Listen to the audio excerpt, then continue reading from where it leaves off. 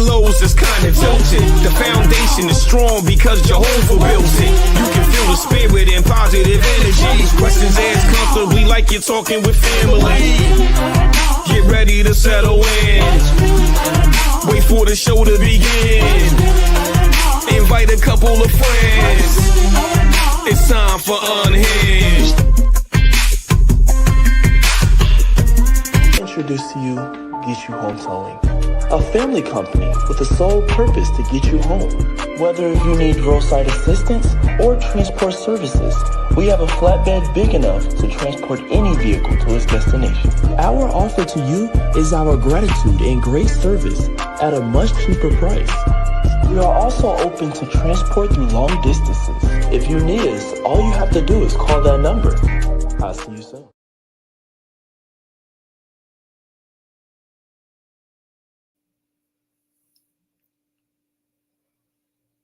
Hey y'all, how y'all doing? Y'all all right? I mean, what's really going on?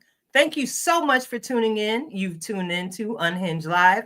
I'm your host, Nikita Tilted Halo Hansford, and I'm sitting alongside my very good girlfriend, Karen Sims Harrell of Twisted Threads LLC, and baby, we have an awesome conversation lined up for you all tonight. I want to take a pause and go ahead and say welcome to all of our replay viewers who are going to join us at a later date and time. Y'all already know it's all love. We appreciate you tuning in. And if you enjoy what you hear going on here at the platform, do us a favor. Hit like, hit share. Go on over into the YouTube nation and follow us on all of our channels. Y'all know we are our own syndicate. So you can catch us at Unhinged Live on YouTube. You can catch us at Twisted Threads on YouTube. You can catch us at Save the Arts TV on YouTube. And you can also catch us on Tilted Halo TV on YouTube. So thank you again for your support. I do not want to delay the hour, Karen, because I'm excited about tonight's conversation. My goodness. I don't want to let the cat out the bag too quick. Let me go ahead and give a quick rundown on what's going to happen on tonight's show. Of course, we're going to check in with one another. I got to double back, give our super fan shout out for the week, and of course, get into this good conversation with tonight's guest. So I'm going to rewind that back, take a sip of water. Yeah, that's better. I got to ask you, Karen. Yes. I mean, it's not like I didn't just see you. How are you? Did you have a good day? I actually did have a good day. You know, the days kind of went very, very quickly. I had a special guest at my home this past weekend. You may know her. You know, she might be familiar to you down these parts. We're going to call her the road runner right now, you know, because literally ate up the road, came on down and shared family, love, and joy, and then went and headed right back up the road. I promise it was just that swift. But how could I not have a good day when we were able to have some time together face to face with the shenanigans, able to spend an unexpected, did we say unexpected? I think it was unexpected, but it was definitely deliberately planned, right? We got to get that sister friend time in. We got to get that time to not only connect, but to share with one another. And so we shared some of that sweet potato pie. We shared some of that turkey and stuff. And we shared some of, goodness gracious, can I just say, because shout out to my sister for all of the cooking and for her hosting our family for this past holiday. But I'm told that within hours after our departure, she went ahead and did the flip turn upside down and got that house right back to the way that she enjoys it all by herself. So just super excited that I got that time. And I'm chilling. You know, we're in December already. Oh, yeah. December is absolutely in the building. And girl, it is type cold around these parts. I thought I left the cold behind as I was driving through Virginia on my way back. My car said 22 degrees. I said, Father God, I thank you for working heat in my Altima right now. Listen, it was a bit cold. And most people thought I was heading down to warm weather. And I had to tell them it's not the case. But Karen, I thank you so much for being such an awesome host. Your generosity and kindness has never gone unnoticed. And I promise you, as I was sitting there, I know I was a little off to the side, but I was taking my own journey down memory lane, just looking like, wow, these some grown people. I remember when y'all wasn't even here, pretty much. So it was a great time to be able to fellowship with you. Shout out to our dream coach, OG Kilo, Rasheem Pugh. It was great being able to connect with that brother. Even though we've been connected in the craft for so many years, it was nice to be able to touch ground and break bread with my brother. And I hope to see you again soon. We got to have some more conversations. But check it out. I don't know if you all have been paying attention over the years. Karen often shares that I'm pretty famous for my peach cobbler. Listen here. I got to tell y'all, y'all don't need a patty pie. You need a Karen pie. That's what you really need. Listen here. I'm so proud of myself for not devouring that sweet potato pie that you crafted by myself. I did bring some in to share with my family. LJ and them got a little taste. And you know, yeah. Thank you. You might want to mark this. You might want to mark it. I love it. I love it. That's what you get to do when you are baking in love. I tell people, listen, if you could get in the kitchen by yourself and nobody's bothering you, and then pull out the good appliances, right? Like maybe it worked for everybody else, but when I pull out the good appliances, that's all I'm gonna say. We take it up another level when we get to do extra. That's all we're gonna say. So I was in the kitchen. It was me and the Lord with them pies. So I'm glad that it turned out well, and so happy that you and your family enjoyed it. Oh, yes. Those pies are absolutely righteous, sis. But look, I'm looking at the clock and, we got home training. Like I said, it's cold outside and we have guests out on the porch and we got to practice a good home training. But of course, we got to give our weekly shout out. I got to give a good shout out this week. So sis, are you back there on the ones and twos right now? I am. I think I'm where I'm supposed to be. All right. Can I get a drum roll, please? Yes.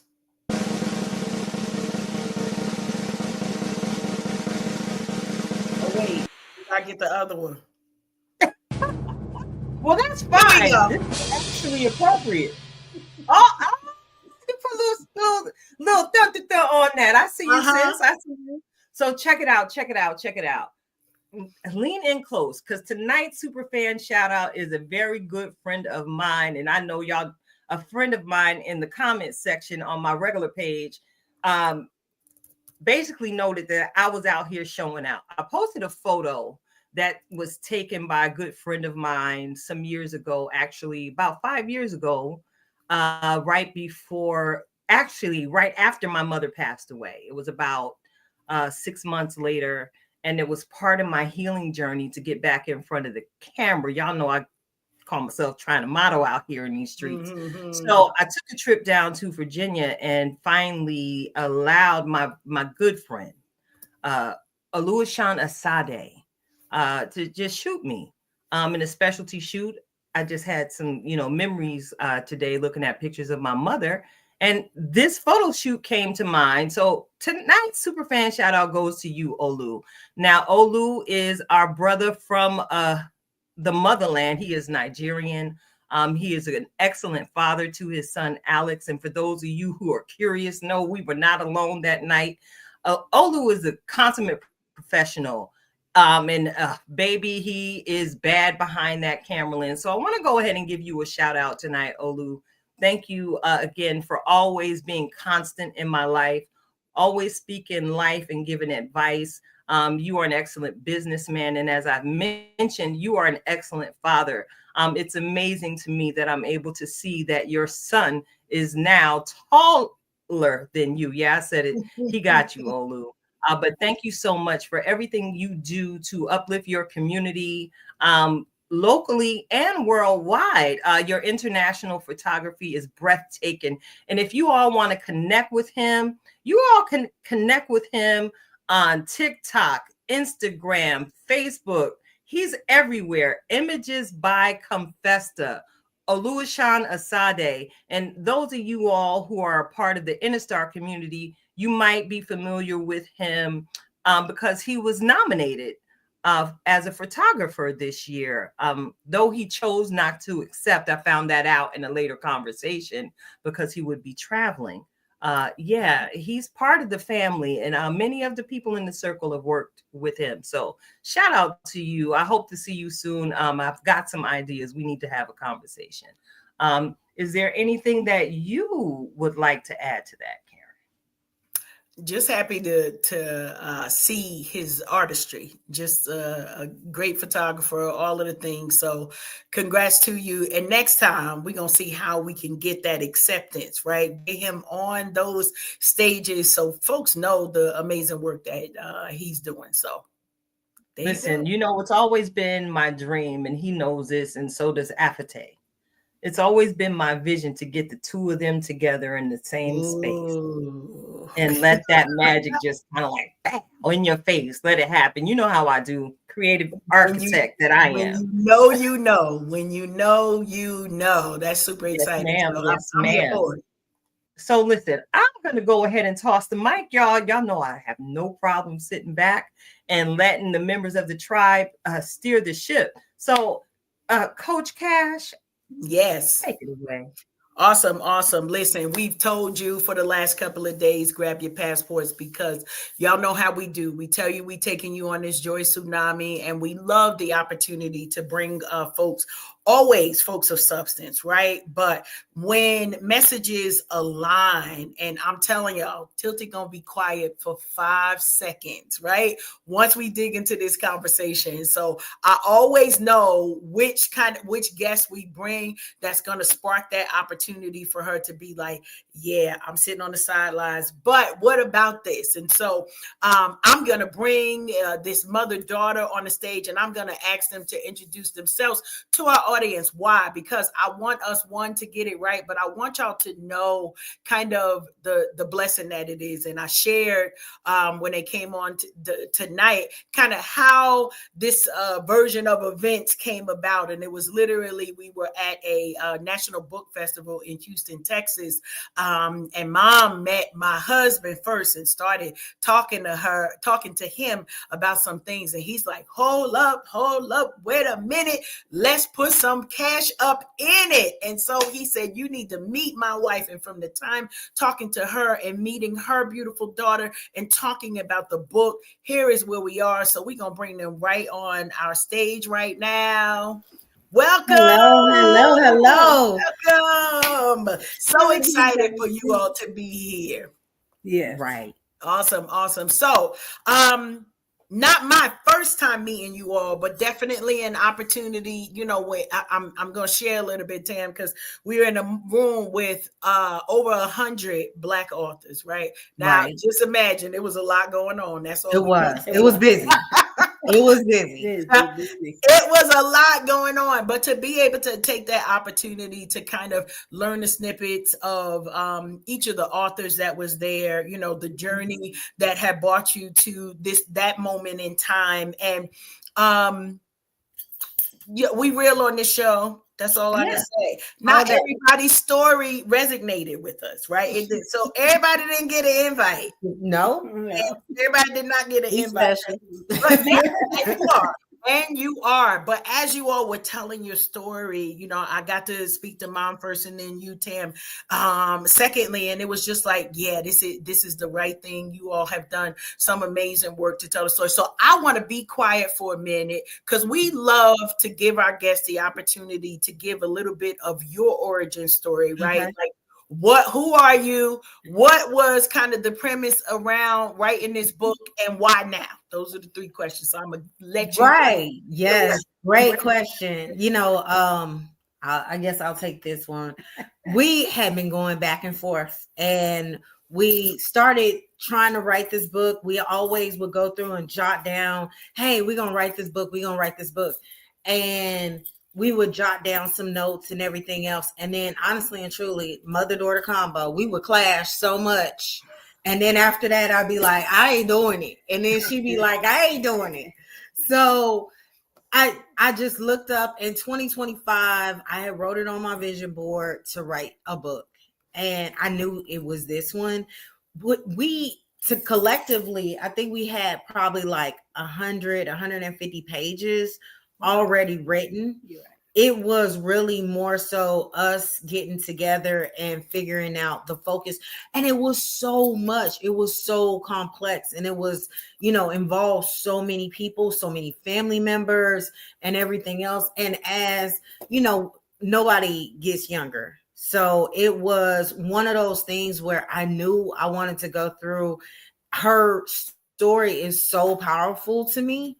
And then not only that, but just how, from her daughter's standpoint, how do I fulfill those shoes? How do I write my story for, where I come from and everything, and that legacy. That's really what I wanted to go through and I wanted to write about in the book. Is at one point I felt lost because I didn't know where I was going to go from there.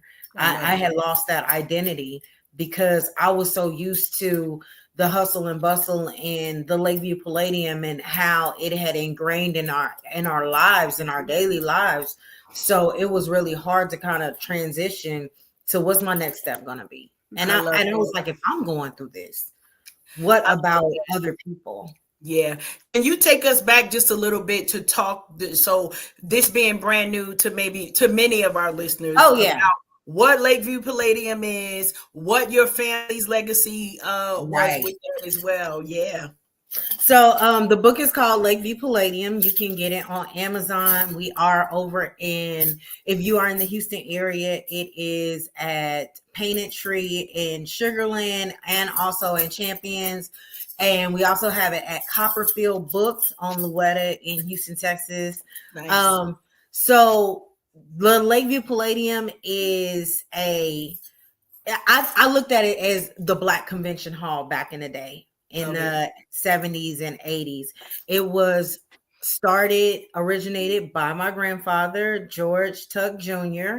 And it used to be on an amusement park facility, and they end up closing down the amusement park because 2 people had passed away. Wow. On one of the rides. So the city and lack of funds just kind of shut the amusement park down. And then my grandfather had acquired a large sum of money, and he ended up buying the Lakeview Palladium. He ended up buying the whole lot, and they still had this ballroom hall. And the ballroom hall, they used to try and have events at other places in the area. However, because of the color of the skin and, just different areas of town, we weren't invited to those places. Mm-hmm. So my grandmother always had a vision to create a stage where we could perform and we could showcase our talents and gifts and everything else. So we had different performers like Aretha Franklin, to the Temptations, Smokey Robinson, and then my kind of era, Heavy D and the Boys, Roxanne Shante, Run DMC was there. Yeah. So, I mean, it was always jumping. It was always a party. It was always fun. It was always true love. So, and just creating that environment, a safe environment at that time for Black people in Dayton, Ohio. I love it. I love it. My mother she was a visionary. She believed in the Black community. She always wanted what was best for the community. Her first club was a club called the Lavender Lounge, and that's because Mama loved jazz, but she loved getting people together and them having a good time and enjoying themselves. From there, she went to opening up a supper club, because back in Ohio at that time, Black people couldn't go to a nice restaurant. And she felt like we all needed to know how to act at a restaurant with our kids. Yeah. So it became a big thing, because on Sunday, the Black churches would have service, and then people would come to our restaurant to have a fashionable dinner. But her whole thing was always for the community, whatever she could think of, whatever she could do to enhance and increase our community is why they did all of these different things. I love it. I love it. And I love the history of, when you were mentioning all of the different guests that came in, right? And what things you were able to see during that time. So Mom, I'm a point this question to you, because this is like, are we 3 generations in as we talking about this? Talking Yes. about your mom, Yes. you, and your daughter. What does that feel like for you to know? Oh my goodness. Is out there? Amazing. The pride, I don't know if you can see it, but it always comes out because when she started, we were doing different articles, and then we would stop, and then she would start right back. So you were constantly having to share with her what had happened in the past. And listen, you couldn't go without giving her all of the details. Don't leave out any details, because she will come back and ask you again. So as she kept going, as she kept writing, as we kept talking, I realized then that we were definitely looking at a legacy thing.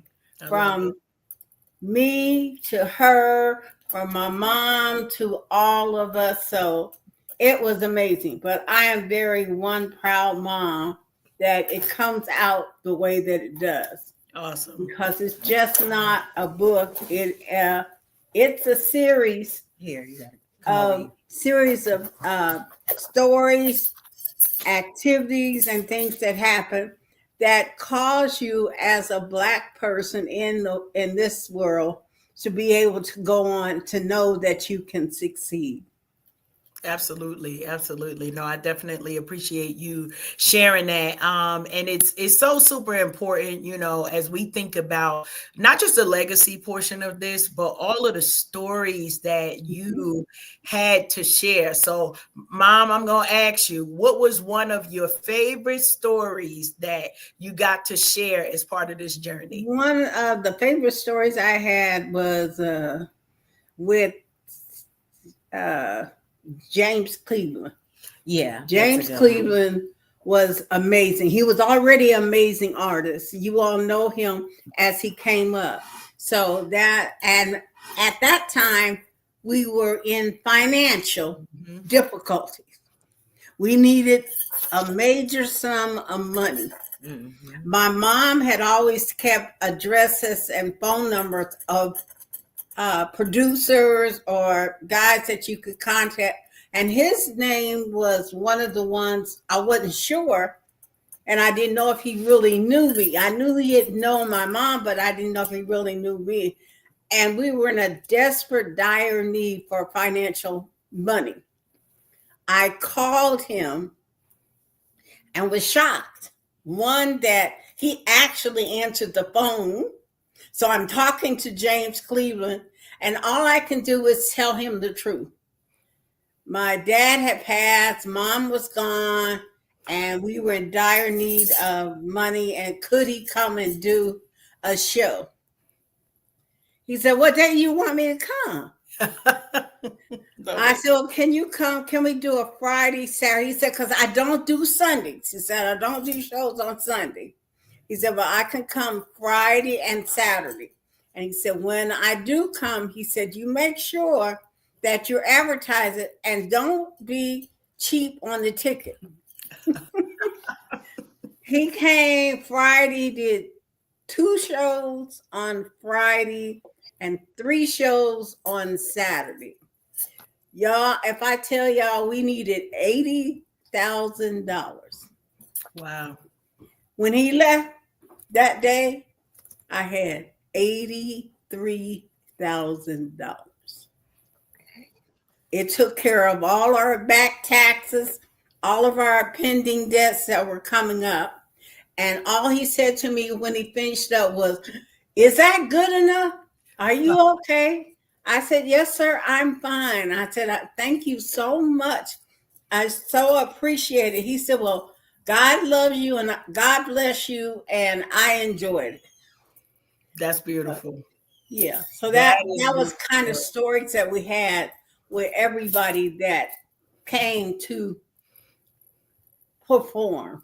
Yeah, yeah. I love that. I love that. And I know you mentioned some other musical greats that came in. How was that to, of course, I'm sure it was so gracious to It interact was with that and was always amazing. yeah. The other one that I tell people about that is, so if you heard these stories on Aretha, I think that's why I wear my Aretha sweatshirt.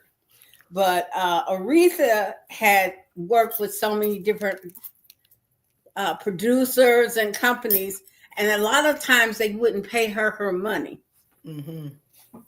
So Aretha came and she was doing a show, and it was only a Saturday show. She was going to do 2 shows on Saturday. And she came in, and I had heard these stories about her, but I didn't really, I hadn't really seen it. Well, on this one, she came in, she put her purse on the piano. And she turned and she walked away, and she came back to the purse. Now, if the money that you told her you were going to pay her wasn't in the purse, she would pick up the purse and leave. But we had worked out an agreement for her for an amount, and we put the money in the purse.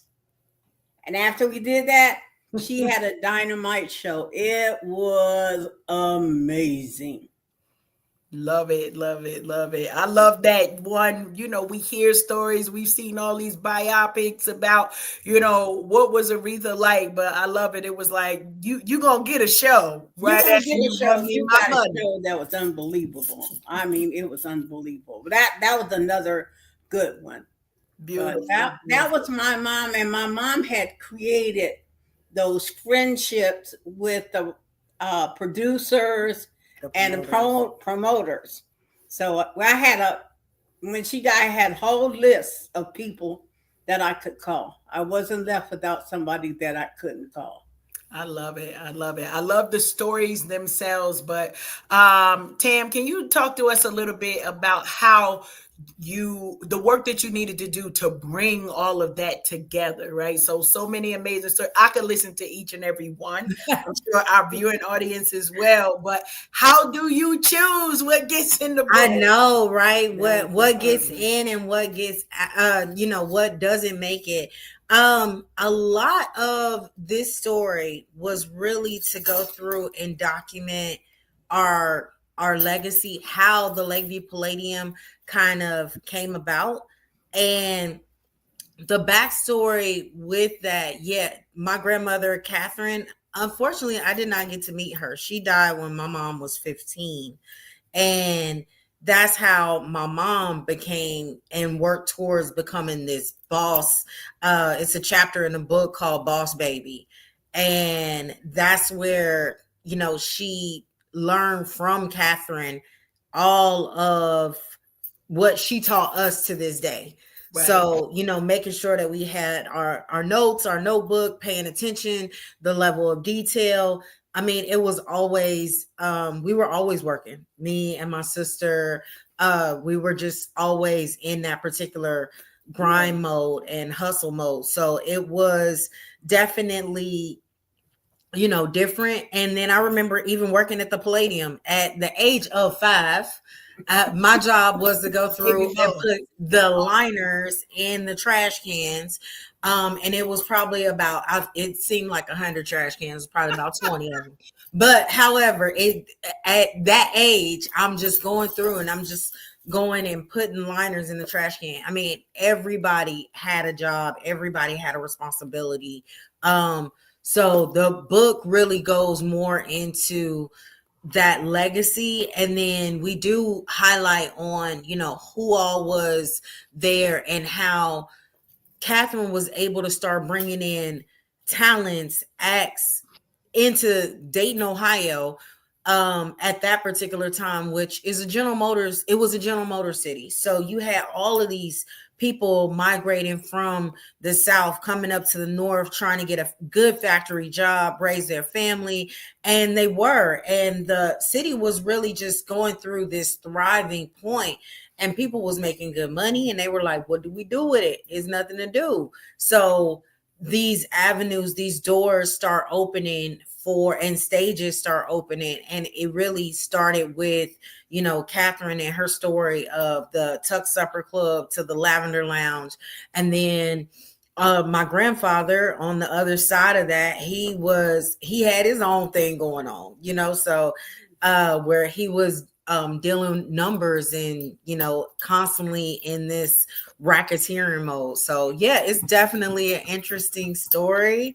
Definitely got to check out the book at www.lakeviewpalladium.com. I love that. So Tam, I'm gonna ask you this. All right. Out of all of the stories that you have been introduced to, some of them you lived yourself. What might have been one that caught you by surprise? Like, what? Oh, I always have to resonate back to the Heavy D concert. I was 7. It was on my 7th birthday. And I just remember begging mommy. I was like, mommy, all I want to do is I want to be with you. Can I go to the Heavy D concert? And my dad, he actually did not want me to go, of course. Because why? Because I'm 7. But I remember what I had on and everything. I had on a pink stonewash outfit. I was like, I thought I was hot stuff. Yes. So we get into this concert, and then like I see Heavy D come in, and then it's like a set of steps that they can go down, and they go down into like their dressing room area and everything else. And he was very particular. He needed like a special tea. And I just remember mommy going off. She like, he need everything. Yeah, but it's Heavy D. Like, this is his first album too. Okay. So, and then he got on the stage, and he was like sitting in my room with my smoking jacket on. And I mean, going off. I mean, it's just, I'm like all hyped up. I'm in the crowd. I'm 7 years old. I remember a girl looking at me saying, that's why I don't like coming here, because they got all of these kids in here. And I was like, I looked at her like, the audacity. Like, what? Don't you see my sister? I was supposed to be with my sister. My sister is like 9 years older than me. So she's like 18 or 17. She was 17. And I'm like 7. So I'm like, I'm supposed to be with her. As soon as like we walked in, I looked to the right and she went to the left. So Wow. It was Heavy D. I was pretty much like on my own. Heavy D dropped the mic and was like, this sound system is not working. And everybody like looking around like, we can hear you just fine. Just keep on, performing. And he walked off the stage. When I tell you Dayton, Ohio stood up and went crazy, thank God my cousin was right there. He said, what are you doing here? And swooped me up and took me up to the office. And that's where I rested. And I was just like, I went to sleep. So, but it was so memorable. So memorable. Yes. All right. Well, listen, this conversation has been an entire vibe, and you started talking specifically about Heavy D, and I'm an absolute music lover. If you were to give the Palladium a soundtrack, what 3 songs would be included in that soundtrack? I would have to say the Ohio Players Roller Coaster, because that's where they mommy used to have battles of the bands at the Lakeview Palladium, and they were one of the battles, one of the bands that would come and battle. So of course Lakeside too. And I'm going with all the Dayton artists. So, and then you got to go with Zapp and Roger, Okay.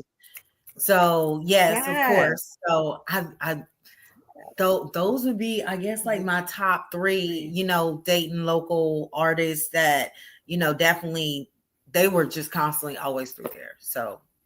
Okay, so which song from Zap would you choose specifically? Oh yeah, More Bounce. Okay. More bounce to the ounce. Yeah. Okay.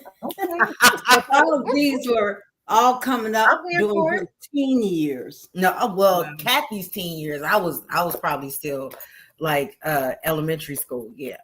Wow. But I was definitely exposed to a lot of it. And then after that, she started getting into the political arena. And in the political arena, we had Jesse Jackson come when he was running for president. Bill Clinton had came. So we had quite a few, and a lot of local politicians that she helped out with their campaigns and everything else. So definitely sprung into that as well. Good stuff. Good stuff. Appreciate all of this, going down memory lane, hearing all about the amazing stories. And I heard a little bit about maybe a series coming out of this. Are there more stories to come, even as y'all finish this project here? Well, I guess our next big thing, we have a holiday market, ABC holiday market coming up here in Houston, Texas, in North Houston, like right down the street from where we were at the NBBF. We are attending the Book Expo in Dayton, Ohio. Okay. So I'm really excited about that. But I am working with a family member who also does producing and everything else as far as coming out with a documentary. Nice. Very nice. Yes, so I'm really excited about that. We love all of the things artsy over here, all of the storytelling, and, I appreciate, because I know some of our time is winding, but I want to give one additional question in there. And that is, if you could speak to those folks who, like you, have very powerful stories about their family legacy, what words of encouragement would you give them about the process and digging into literally creating chronicles of grandma, moms, and dad and uncles' lives and life and times? Yeah, the biggest thing is, and shout out to my cousin who went through and started sending us articles. And she was doing some family research and ran across these articles, and she sent them to us. And I looked at them and I'm like, I've seen these before. I'm good. Now I know what the story is. I've been there. I lived it. So, and I had to hear about it over and over and over again. But so I took the articles and I set them down on the table. And my son got out of school and he comes home and he's looking through these articles and he's like, wait a minute. Who is this? I was like, Nana owned a nightclub, the Lakeview Palladium. We told you about it. And he was like, it was like this. I didn't realize it was articles and stuff on it. And he was like, where's the book? Where's it at in the book and the movie? And I was like, well, it didn't really make the book or the movies or anything else like that. So it was like, but you had the Temptations, you had, Smokey Robinson, Aretha Franklin. His favorite is. And Bill Withers was there too. So, and he loves Bill Withers. So, all of these other different artists, and he was like, well, this should be in a book somewhere. Mm-hmm. And I was like, well, they don't really have a book. And he was like, why not? And that's when it hit. It was like, wait a minute, what's gonna happen with these stories with his kids and my niece's children and everything else? So I wanted to make sure that we were able to capture it on paper and we could put the stories in there so that not just for us. And I say all that to say that if you have that story, let it be told, because don't let nobody else write our history. We need to write our own history. All right, now I'm gonna blame this next question on Tilted because she asked about the soundtrack, right? All right, Mom. All right, Tam. Who playing y'all in the movie version? I don't know. I don't know. In the movie, who would play me? Who's gonna play you? Yes. I don't have anyone. I know I'd be looking for somebody who really reminded me of my mother. Okay. My mother was a pusher.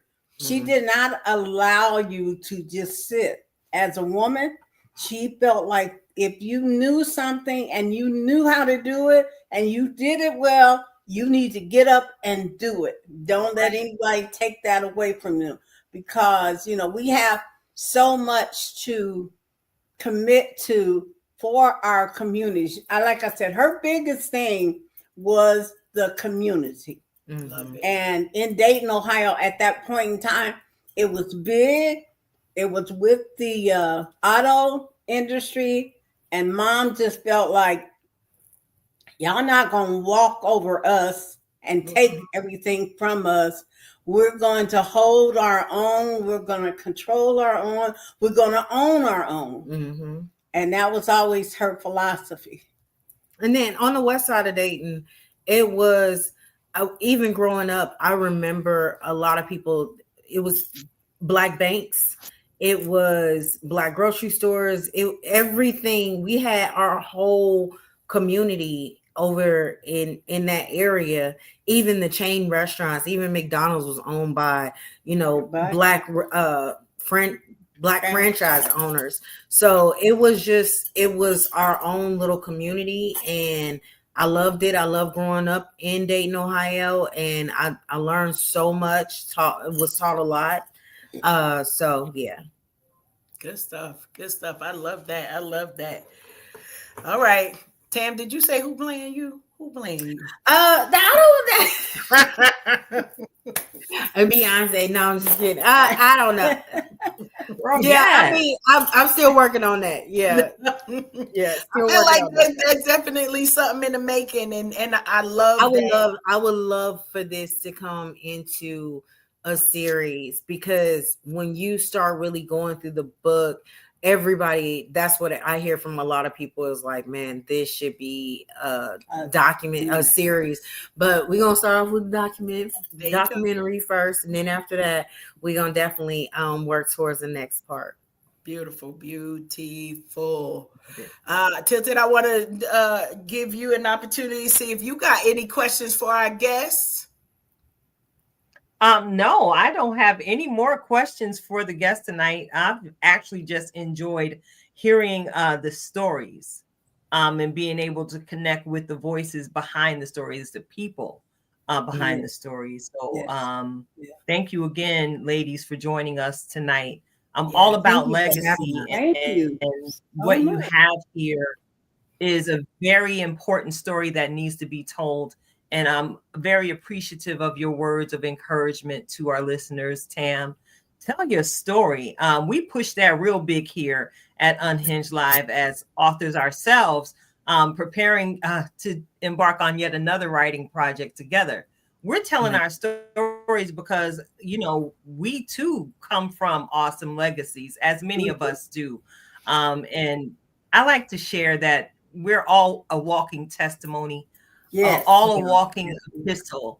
And what I see sitting here tonight with the two of you is a testament to God's grace through it all. And what living a life focused on uplifting the community, how it can really, really spark joy in just the memories. I'm very observant. I'm watching you all tell the stories, and I just see the shine on your faces as you go down memory lane. And that's what it's all about. I'm looking forward to being able to step alongside you all when you release the documentary. Because we dabble over here in this part too. So yes, continue to, our platform is always open to you once you touch down the first time. Of course. We really appreciate it. Thank you again, ladies, so much for telling your story, sharing a bit of it at least.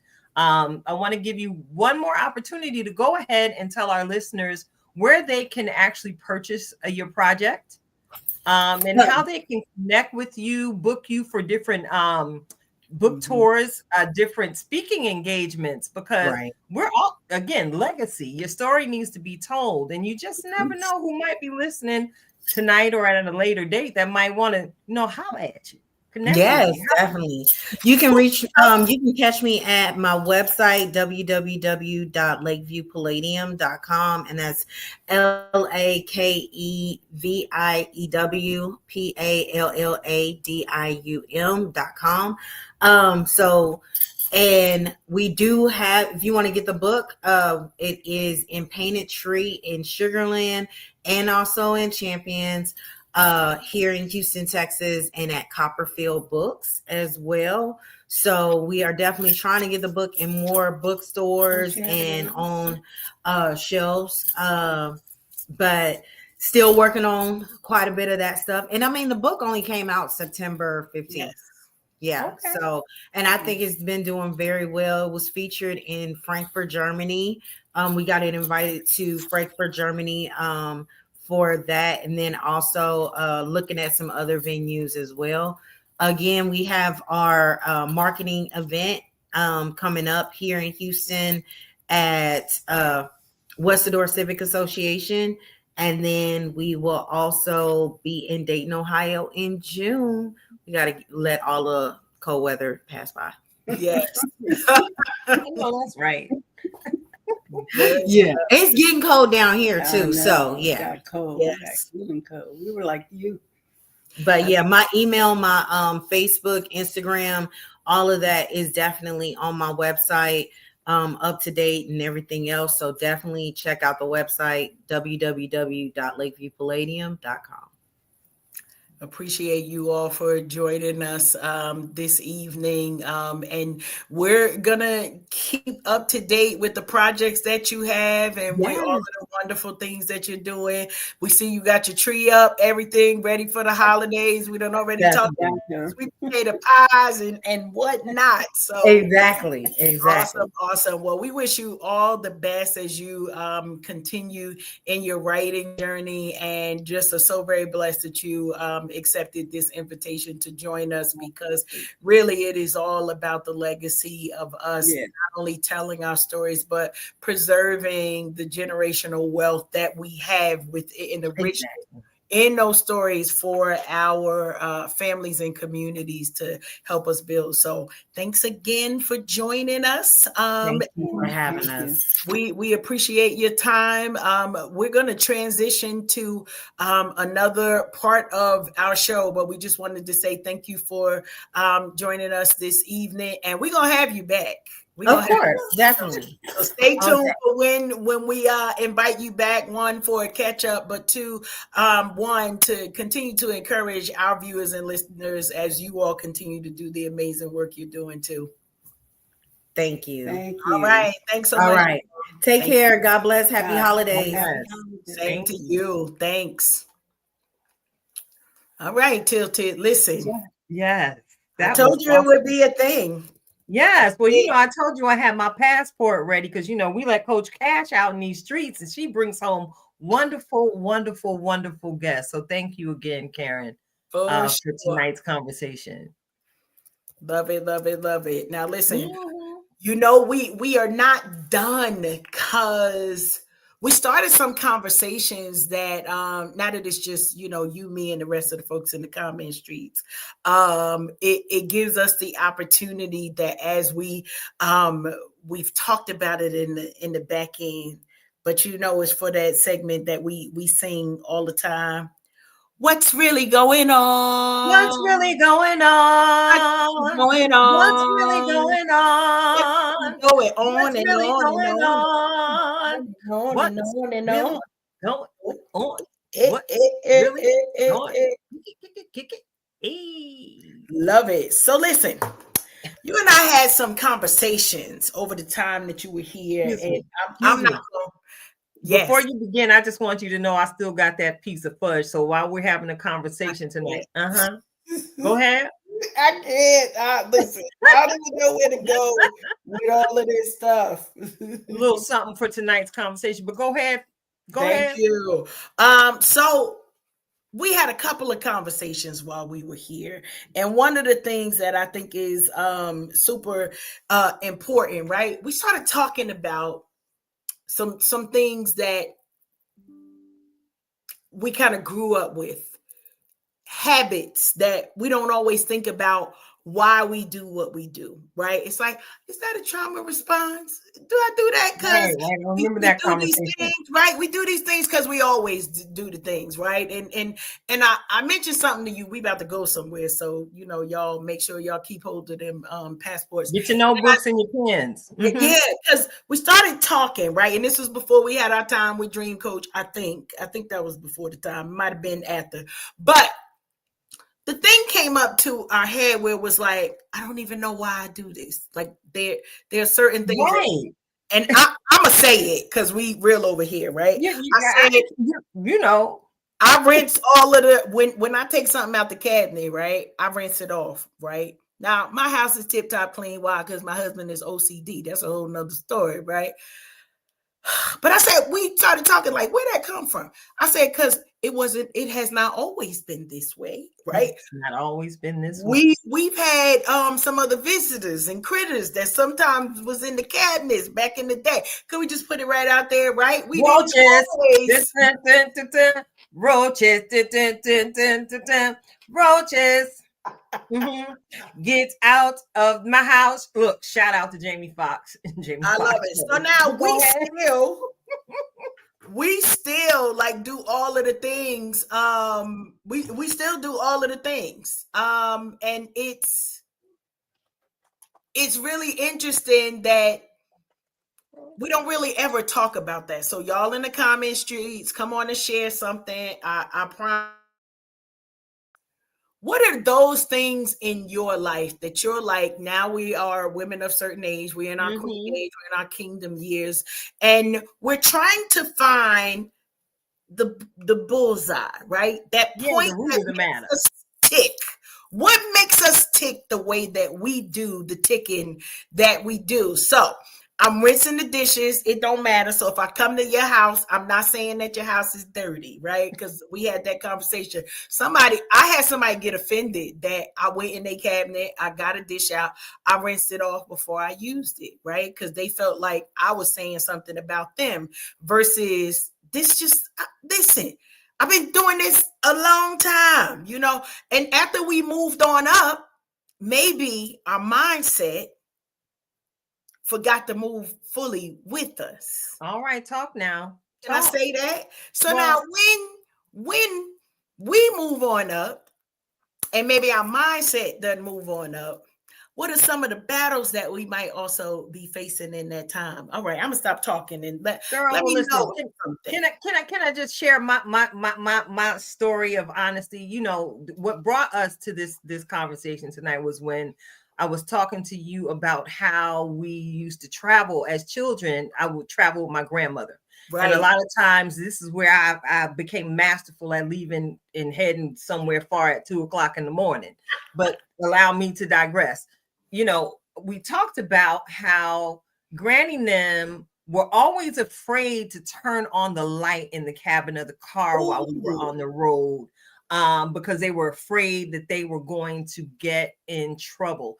And I began to share with you that I asked about that one day, and I discovered, hey, they did that because, it was dangerous. They were in the South. My people hail from Mississippi and Memphis. So traveling in the South during that time, Grandma was born in 1930? Traveling in the South for people of color was not the thing to do.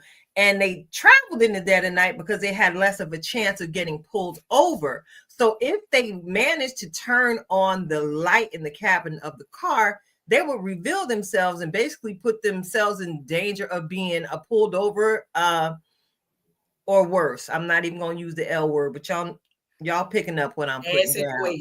So I'm having this conversation with you because here I am on the road and it's dark. And I had actually turned on my cabin light, but I was quick to turn it off. And it was like, yo, Where does that come from? And I believe that led us to the conversation of, was that a trauma response? But you also used another phrase, Karen. Yep.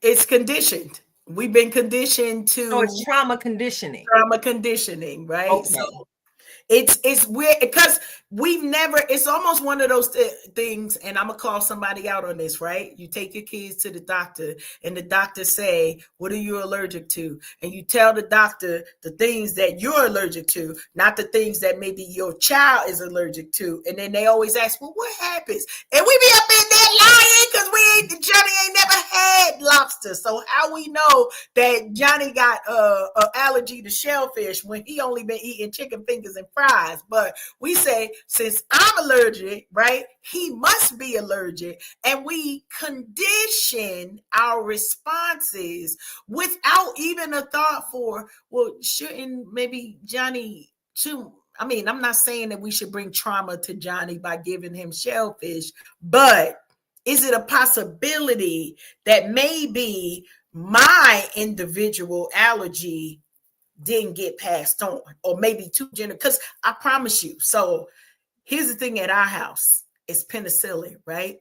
Ain't nobody had penicillin since 1970 something, okay? But you ask these kids, and I bet you they tell you, I'm allergic to penicillin. What happens? What happened, Ma? You get a rash. Oh, did I ever get a rash? Now don't be asking me them questions, right? And they continue. We now the next we 3 generations into this at this point. And don't nobody know why they allergic to penicillin. They just are. But but that's the thing, Karen. It's crazy how we have these limitations that we place on ourselves, and we don't understand where they come from. It's like, here's the point in the penicillin conversation. That baby ain't never had no rash because he ain't never had no penicillin. And that penicillin that you done made him allergic to might be the very same thing that will save his life one day. But because you heard something from round the way, because a certain conversation or allergy was common, you just adopted that mindset and applied it to yourself when it was never really yours to own. Karen, I'm gonna need to throw something at this screen because we talking tonight. Go ahead, sis. Listen, it's one of those things because you say it often this way. At my big age, right? At our big ages, are we gonna continue to dampen the impact in all different ways with our families, or are we gonna get to the root of the matter and actually figure out what are the things, right? Like now we all got allergies, we all allergic to the same thing, nobody can't go over there, and it could be even to the point of, and we've seen this in movies, right, where it's like, okay, we can't go to the house on the corner because whatever reason, or we could get religious with it as well, right? There's certain things that we never will do because somebody told us that's not the thing to do, and we'll never question it. We'll never find out what was the truth behind it, right? I promise you it'll be a conversation over here more than I wanted.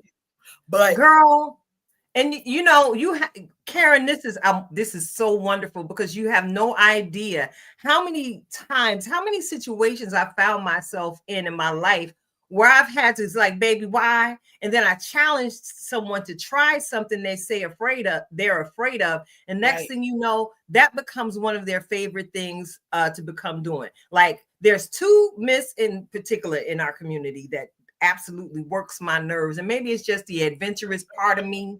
But I remember when I was married, my ex-husband said he was afraid of horses. And I'm like, why are you afraid of horses? And like we pointed out earlier in tonight's conversation, he was never able to give me a real story. So of course, on a weekend getaway, I booked the horseback riding trail. Yes, I do. Because you out here and you my man, you supposed to ride with me. You finna ride with me. Lord have mercy. You serving up trauma. Listen, no, I'm not serving up trauma, and that's the deal. I was basically enabling him to address a trauma that didn't necessarily exist. Right. So we got to the horse farm, and the gentleman was so nice, and he talked to us about the types of horses, and he allowed us to pet the horses and get familiar with the horses. And X discovered that the horse was a gentle creature. Next thing you know, we was about 3 horseback riding trips in, and I never heard that man say he was afraid of a horse anymore. Because I'm a girl from the West Side. We done been dolphins, swimming in ocean water, hopping and riding waves. We have been on snowmobiles, wave runners, jet skis, and I'm a swimmer. He can't swim, but I bet you I had him out in the middle of the ocean snorkeling. Listen, why? Strap on that safety jacket. Come on.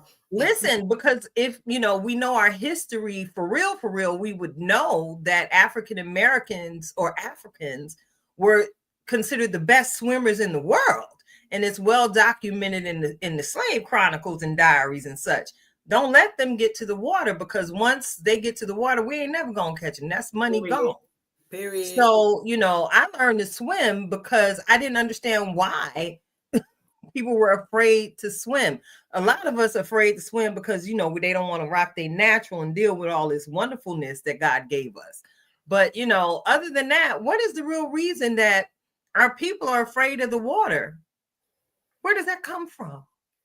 And again, it's that demystifying the myths that we've been fed for so many years, right? And some of them, there are family mysteries. We don't know the history, we don't know all of the things that come together. But until we sit down somewhere, like this is all coming together from the story that we were just hearing about legacy, about family legacy. Because here's what happens when we share family legacy. We get to build and grow from there, right? I remember, shout out to all of the holiday youngins all of the youngins that's trying to get to the big people table, right? So I'm gonna give you this quick story, Tilted, and this was back when my Aunt Lou was still alive, and we would always go to her house for all of the major holidays. It didn't matter. Thanksgiving, Christmas, whatever, we would always go there, right? And I promise you, it was my heart's desire to get to the big people's table. I was like, I want to get to the table with the grown folks. I'm tired of sitting here. I've been bougie a long time. So I was ready to get to the adult table. Well, child, I get to the adult table, and I'm thinking we're going to talk about exciting stuff. I get to the adult table. They talking about blood pressure medicine. They talk about high cholesterol. I was like, send me back. Me, what is going on here? But one of the things that I will never forget is they were comparing notes on the struggles that they had with finding the medicine that actually worked for them, right? And so we're family. It's like, no, go to the doctor. Tell them to take you off of that. You got to do such and such, so and so. When I tell you, I was so disappointed when I got to that big people table and they talking about sick and shut in. I was upset. I'm taking my plate and I'm going back over here and I'm going to eat on the floor, okay? Because the kids, it's layers to this. If you was young enough, you ate on the floor. You ain't even get to sit at a table. I'm talking real family stuff, right? When it was not enough for y'all. Y'all had 6 chairs at the table, then was the grown folks, and you had the mini table, and then the rest of everybody else, you either lapped it up or you ate on the floor. Honey, I took my plate so happily back to that floor where I know what they talking about. I don't care nothing about that blood pressure medicine. But here's the thing that happened, right, that I got to take away. There are certain things that don't work for everybody, but if we band together, right, we get to do some things. Angela, you didn't like riding horses either? Okay, and then you rode one. Wait a minute. No, we always gonna go somewhere with Angela. I should have known. I should have known, Angela. I should have known. I'm sorry that happened to you, Angela. I am sorry. I'm sorry. Try again, Angela. Try again. I'm sorry. Listen, all of these things, you got to sit down and think about the reasons why. And then call Angela because she's going to give you some comic relief.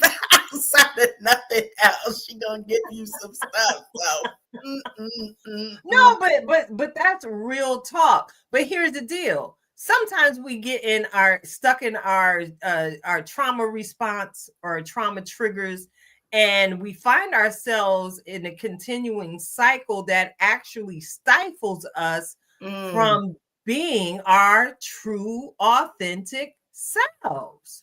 Now, you know, we say what is one of the songs? Ain't nothing like being free. There's nothing like being free.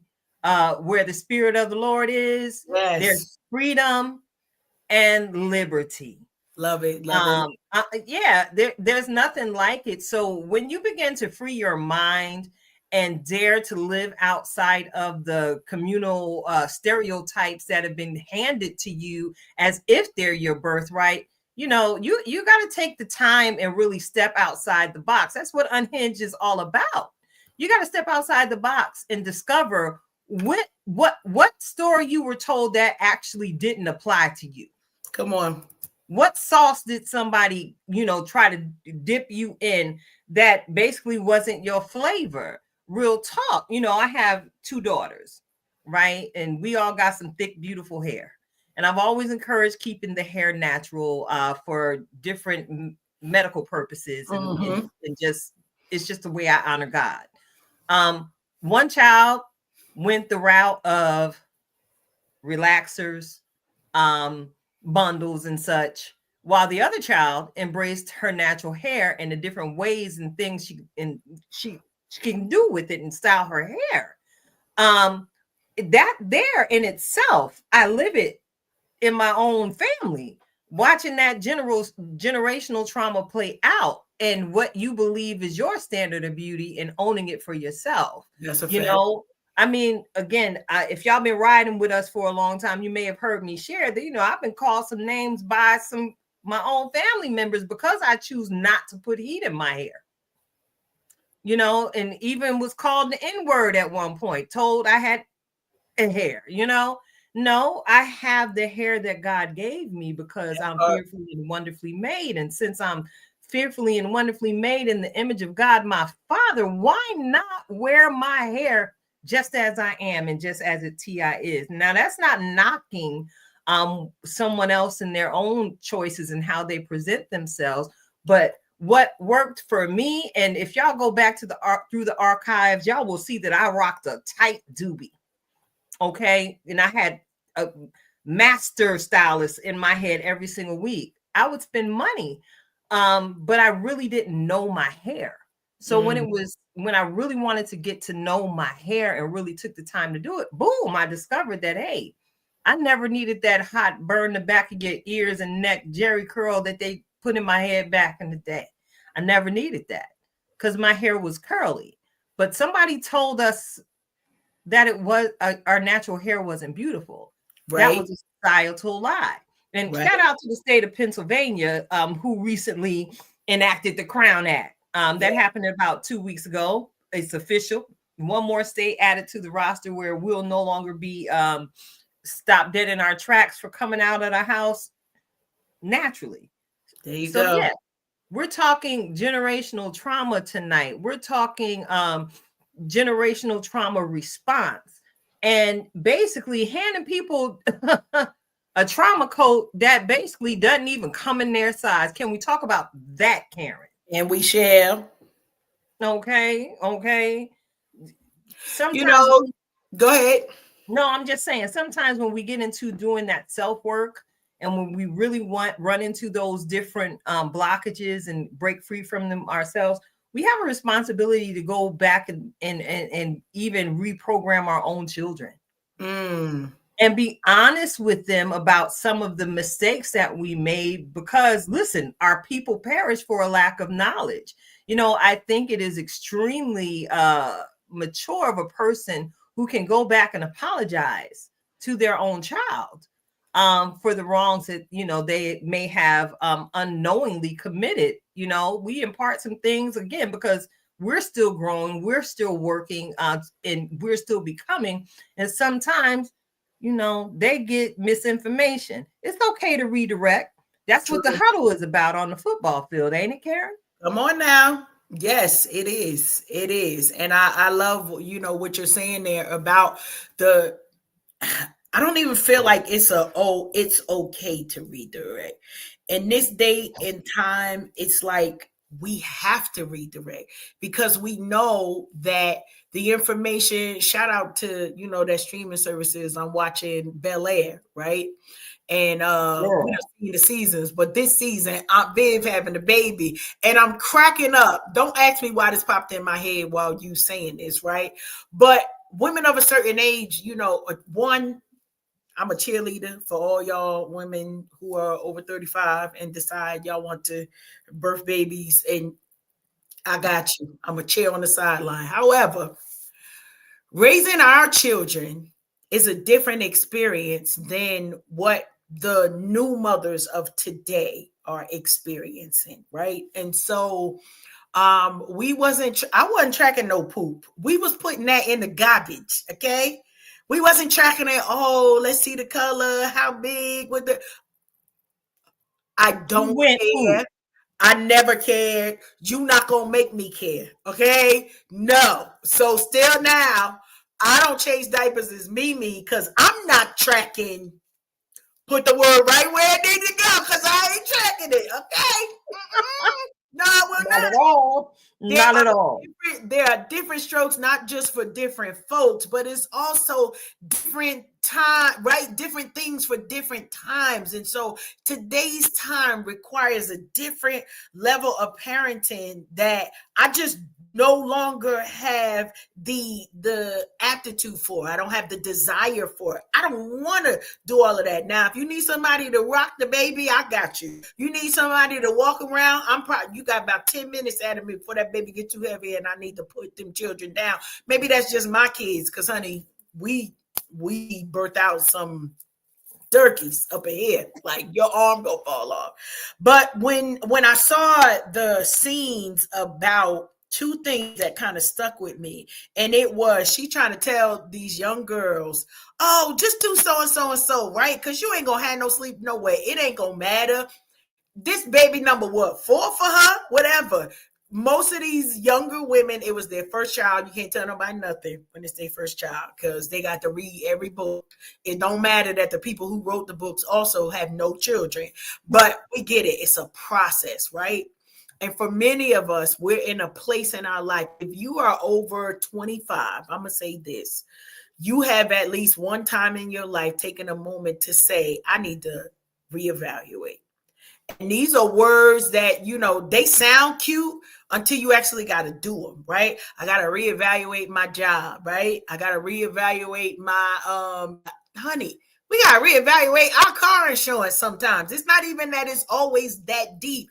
But if you don't take the time for the evaluation, you're going to miss things that that your family is in need of. Your kids are going, these kids today ask the darndest questions. So you better do your research just to withstand 5 minutes with migraines, because they come up with some.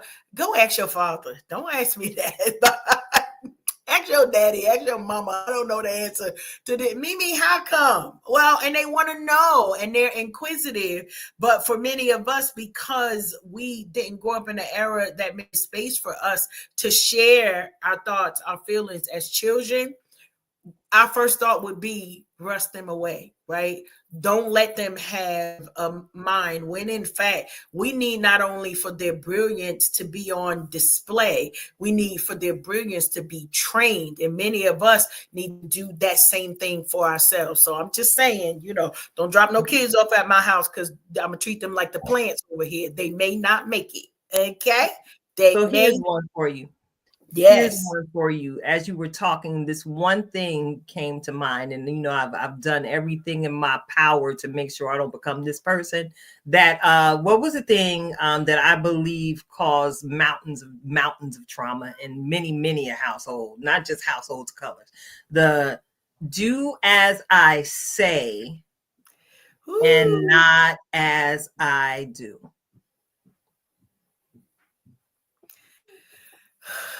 That was a whole mic drop moment, wasn't it? But here's the challenge with that, right? How many of us are seeking therapy because of that one line?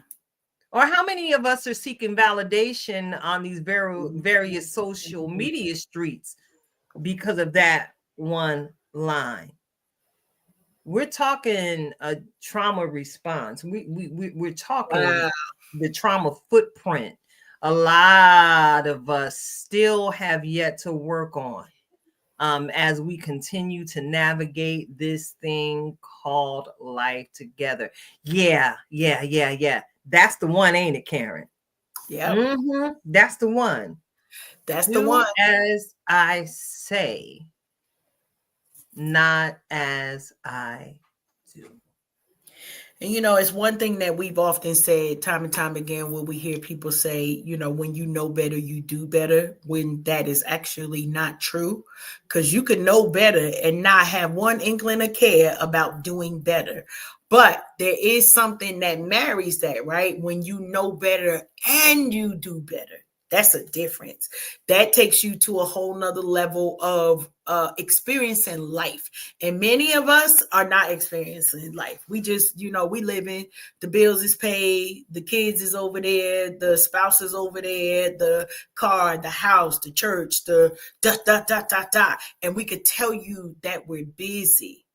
But yeah, all right. Y'all gonna get into my reflections of purpose. I'm gonna leave that one alone. But just live your life.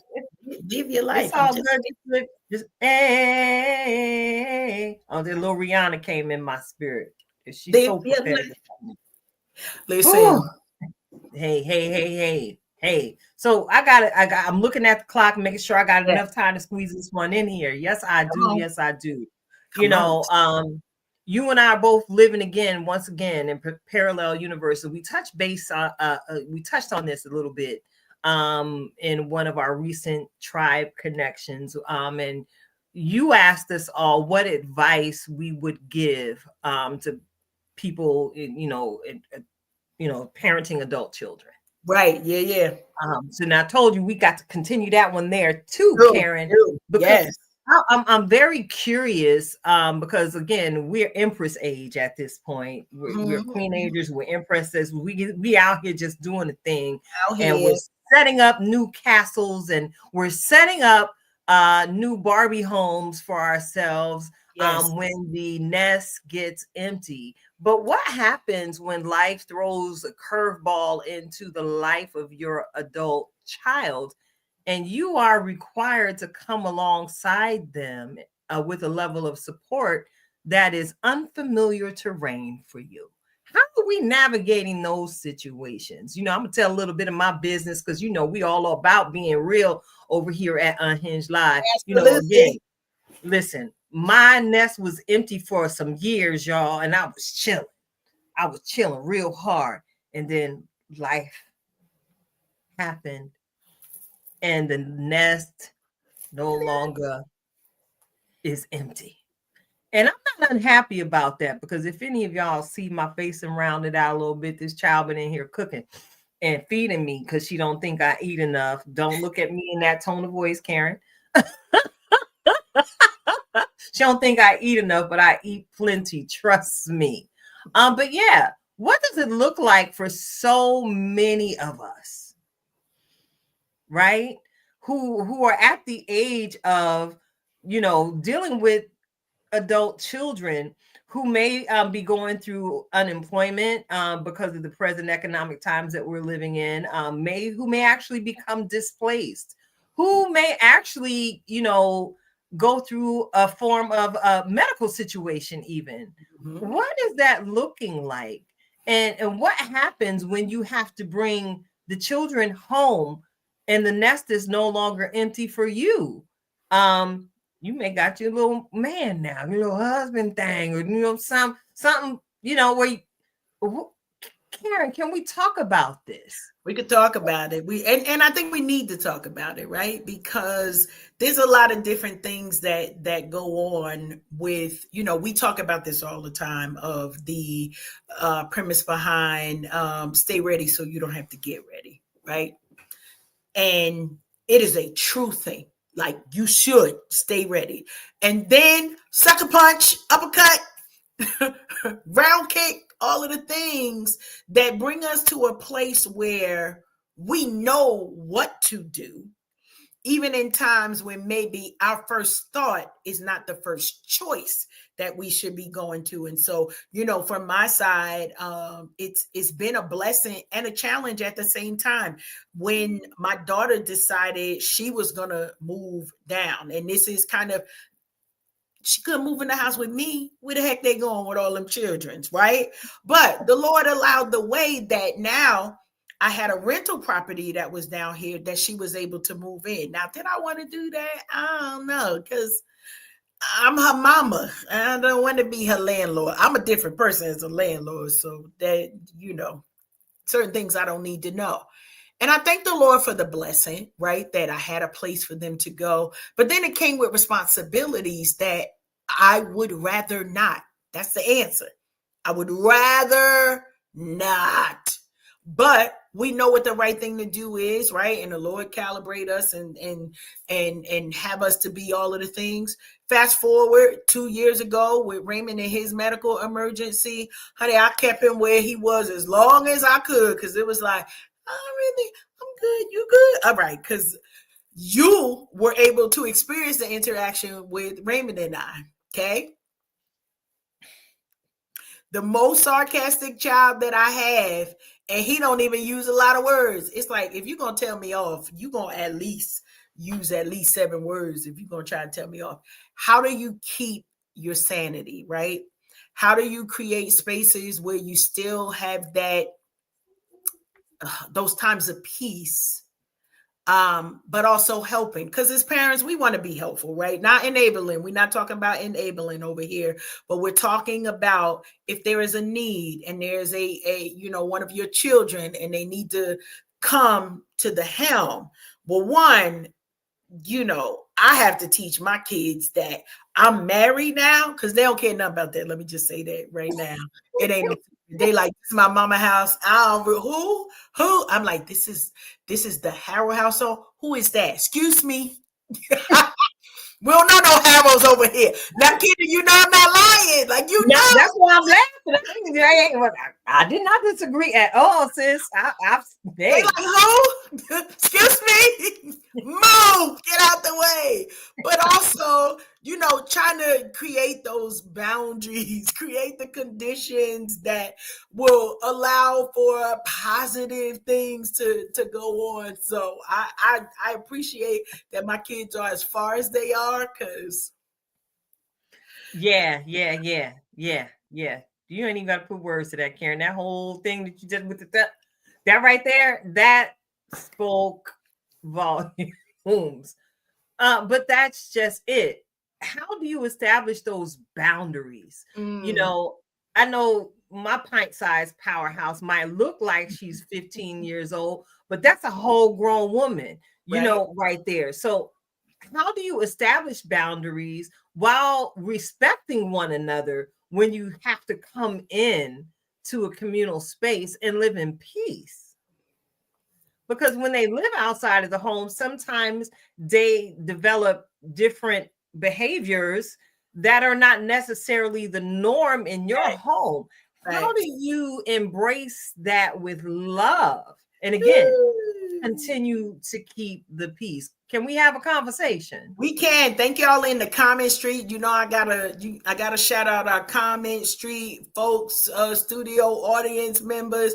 Jackie says boundaries are important so everybody understands what we is and ain't gonna do. Okay, listen, we can make it pretty it up, but that's what it boiled down to. Did I tell you this week that Jackie is the truth? Maybe I didn't say it this week, but it's a real thing, because I think that a lot of times we as parents have been conditioned, right, with that whole do as I say. I ain't talking to no kid. Well, first of all, you're not talking to a kid. You're talking to an adult, right? And even if they are operating it from a position that we don't consider adulting-ish, right? They're over 18. We got to give respect in a different way. This is just me. Now, I know that that's a challenge for certain people, because it could be like, well, my house, my rules. We did that, right? When they was 15 and 16, my house, my rules. Just say no. My house, my rules, no to everything. That's what Girl Talk Now, Marisol said. Just say no. But what happens when their desires are not in alignment? You still got to set boundaries, right? Like I'm a person, I don't believe that there has to be curfews. If you, and I train my kids from the time that they turn 18 with that whole, Ma, can I stay out? The answer is no. Right? The answer is no, because you shouldn't be asking me what you're doing. Ma, I'm going to be out and I want you to know where I'm going to be, right? You got to learn how to flip those boundaries so that the expectation from the kids is, don't be asking me nothing about you, a grown person.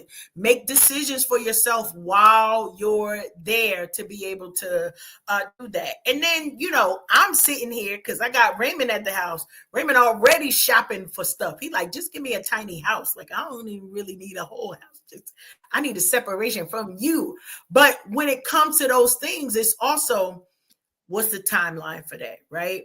How long are we able to do this? Is there something else that needs to happen with it? Blah, blah, blah, all of the fun. So it's a lot of layers that comes into this, but we have the opportunity to like build and work and make sure that we're coming alongside our kids to not enable them, but to also respect them in their adulthood while they also have to respect ours. So maybe not, don't be putting your thumb on their necks or nothing like that, but creating spaces that they feel supported, they feel heard, and then do the same for yourself, because you'll find that your relationships with your children is going to be a whole lot better if you just do that part right there. Like just and to just add one more thing, make sure when you're dealing with your adult child who is now in the abode, remember to see yourself at their age and where they, and how somebody, how you would have desired someone to help you navigate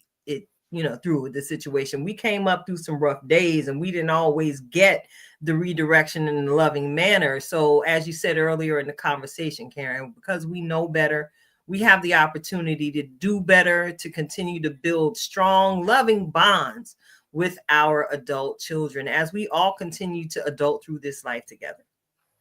So listen, I'm gonna take this sip of water, because I just need to wet my palate to prepare myself for this meal that I'm about to partake in. So I would ask you all, to perhaps do the same thing, because I don't need you choking on any of these nuggets that my girl, Coach Cash, is fitting to bring to you with this week's reflection of purpose. So that's right. Y'all come here to get fed, mind, body, and spirit. And here she is, ladies, gentlemen, AI, Autobots, whoever is in the comments. Get ready to receive an on-time, ready word of encouragement from our very own in-house master life coach. She got all the certifications, y'all. Coach Cash, Twisted Threads LLC. Come on, friend. Take it away. Listen, this ain't going to be long, but it's going to be really impactful, because I want to remind you, one of the things that I got to experience, cat out of the bag, my sister friend came, drove all the way down to come see about me and mine over the holidays, right? And we had the opportunity to have the triad. Can we say that? Because we had the triad. We had all of the coaches together in a room. And something came out of that, of a conversation, and it was, I had another conversation. So Tilted, I had a round 2 with Dream Coach, right? And so the conversation that came, and y'all know I always come with the title, and I told him, I said, I'm gonna give you title credit, but that's all you get. And he know why. However, today's title, we want to remind you, right? Know when you are winning. Know when you are winning. Many of us struggle past the places that we need to struggle because we didn't understand that we were winning in this particular season. We are a lot of times busy planning, and y'all know we are here for the planning because I'm always talking about the cake. But there should be a daily reason why you should be able to get some of that cake. Why? Because it's important for you to understand that when you know when you're winning, your attitude shifts. your conversation will shift. Your goals will shift. When you already know that you're winning, it's like, okay, that was amazing. Now we can rinse and repeat. But because many of us have taken our eyes off the prize and don't understand that we are already winning. And winning does not always mean that everything is running smooth, right? Sometimes the train is going to be late and you got to stand outside in the cold. Sometimes the snow is going to come down and you don't know where the shovel is. Whatever it is, make sure that you can recognize when you are winning in the current season so that you don't miss it, right? So that you don't miss it, because it's important for us to understand that in the midst of all of this here, we get the opportunity to say, yes, this is the thing that we need to do. This is what it is that we got going on. These are the things that there is no problems, because we understand. Maybe I stubbed my toe, but I'm still winning. Maybe I'm 10 minutes late. Maybe the ham ain't done yet. Shout out to Raymond. Maybe the ham ain't done yet, but I'm winning because we gonna eat all of these sides no matter what. So take inventory of where you are right now, right? It is 29 days to the end of the year. There's a lot of things that maybe we thought we needed to do and we weren't able to get them all done, but it doesn't mean we lost, right? Go back, take a moment and pat yourself on the back for the simple wins, right? Maybe you just didn't cuss nobody out today. Maybe it's been a week. Maybe it's been a month. Maybe that's your testimony. Maybe you started a new job. You planted something. Maybe you got to see a harvest. Maybe you just didn't lose your mind in this season. There is always something to celebrate. And in the words of my husband that has a t-shirt, and we're going to see this t-shirt line before 2026. No matter what happens, I win. Now take that with you and remind yourself that even when the doctor's report says something that you don't like what it is, maybe you went to the mechanic and you ready to throat punch them because they said how many thousands to fix that car. God will make the provision for us, but he'll also make the way, right, for our minds to be expanded, for us to be reconditioned in the very areas that we are. But first, we got to know when we are winning. So take the moment, do your inventory, and make sure. Now, listen, if you happen to see how you've been winning, go ahead and send me over some cake, because y'all know what I'm here for, what I'm here for. I'm here for the cake, and we can't get to the cake until you start taking record of the goals that you actually have completed. We love y'all over here. We always want to see you win, but we also want you to be mindful of when you are in your winning season. Know when you win and tilted. Back at you. Yes, and you know, we stay winning over here at Unhinged Live. Thank you for that word, sis. It was absolutely on time. Know when you are winning. And I gotta give y'all that shoutro that y'all have come to know and embrace. That just be conversation. So listen, it's December 2nd, right? And the cold air has rolled into the atmosphere. And I just want to encourage you all to just be intentional about finishing the year strong. Now, so many of us have been walking with the entrepreneurial spirit, and I'm not talking about that. I'm talking about whatever it is you have set your heart to do. Now, if you have a small project in your household, an organizational project that you've been trying to complete, finish the year strong. 20 minutes a day, you can accomplish that goal. If completing that book that you started 6 months ago that was really feeding your soul, and then life happened and distracted you from the pages, if you were really enjoying the book and wanted to finish reading it, finish the year strong.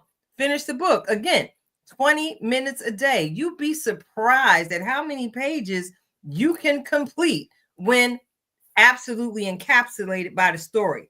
What I am getting at is just be intentional about reconnecting with people. Even it's the holiday season, and as you've heard on tonight's conversation, Coach Cash and I had the opportunity to break bread in her neck of the woods. Literally, we're going to talk off air about all the deer dodging I did on my way home. But that's a whole nother conversation.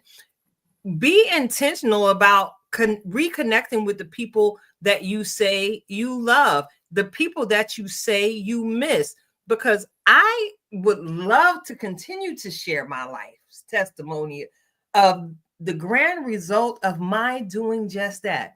Being intentional brought me the gift of my sister. I was intentional about finding her when I said I wanted her. So yes, be intentional about finishing this year strong, because I promise you, for so many of us, the glitter drippings, the shine, and the winds of 2026 have already begun to place themselves in our laps.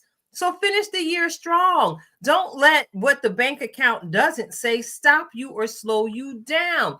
Don't let that subtle word of discouragement that a he, she, them, or they may have spoken to you slow you down.